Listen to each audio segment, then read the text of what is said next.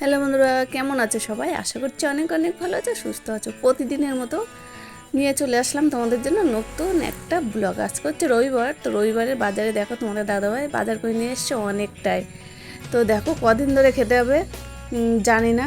তো যাই হোক, সবজি মানে 4-5 দিন বাজারে যায়নি, তো তার জন্য এত সবজি নিয়ে চলে এসছে। দেখো তো বাজারে কী কী না আছে, পটল, ঢেঁড়স, বেগুন, কচুরমুখী, কুমড়ো, ডাঁটা, এখন নর্মাল যেসব বাজারে সবজি পাওয়া যায় সব রকম নিয়ে চলে এসে, তার সঙ্গে নিয়ে এসে অনেকটা পেঁয়াজ, আদা, রসুন, আলু, তো যেগুলো আমি দোকানেও টুকিটাকি বিক্রি করি আর বাড়িতেও খাওয়া হয়। তো সবই দেখো কত বাজার নিয়ে চলে এসে, সেগুলো গোছাতে গোছাতে কিন্তু অনেকটাই টাইম লেগে গেল আমার। তো ছেলে পড়তে গেছে, মেয়ে পড়তে গেছে, মা ওদিকে পুজো দিতে গেছে উপরে, আমি একা দোকানে যাচ্ছি আর আসছি।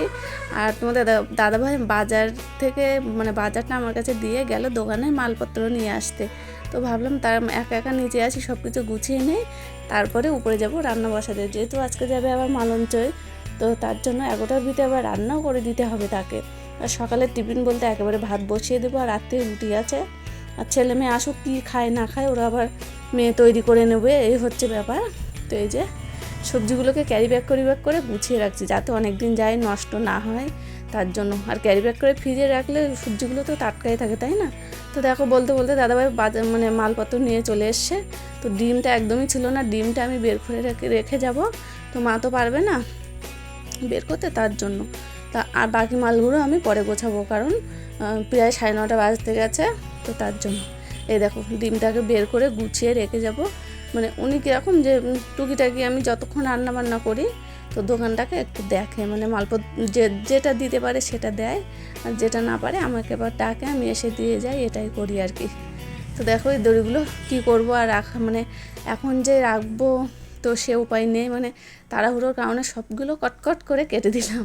মানে দড়ি আসে তো প্রায়, তো তার জন্য দড়িও জমে গেছে অনেকটা। তো যাই হোক, আজকে আর দড়ির মায়া করলাম না, কটকট করে কেটে দিলাম। তো আবার ডিমগুলো গুছিয়ে রেখে এই যে চলে আসলাম। তো দেখো তার ভিতরে মাও চলে এসেছিলো, তো এসে ভাত বসালাম প্রথমেই। তো এর আমার মতো মানে ছিনানটা করে এসেছি উপরে। তো যাই হোক, এই যে এসে দেখো রান্না বসিয়ে, এদিকে মাছ কাটবো, ওদিকে আবার কাচাকুচিও করব। এগুলো করে দেখো মাছ টাছ কেটে একদম রেডি, চিংড়ি মাছ কাচাকুচি সবই করে। আর দেখো কি বৃষ্টি, দাদাভাই খেয়ে তো মালঞ্চে চলে গেছিলো, এখন বাজে দুপুরে 1টা মতো।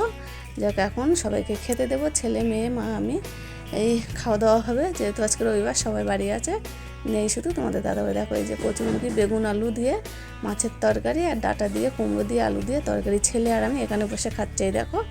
আর মা আর মেয়ে খাচ্ছে ঘরের ভিতরে মেঝেতে বসে, ফ্যানের তলে। এখানে ফ্যান নেই বলে বসবে না, আর আমি তোমাদের সঙ্গে ভিডিও করবো বলে এখানেই বসলাম। তো এই হচ্ছে ব্যাপার আর কি। তো দিয়ে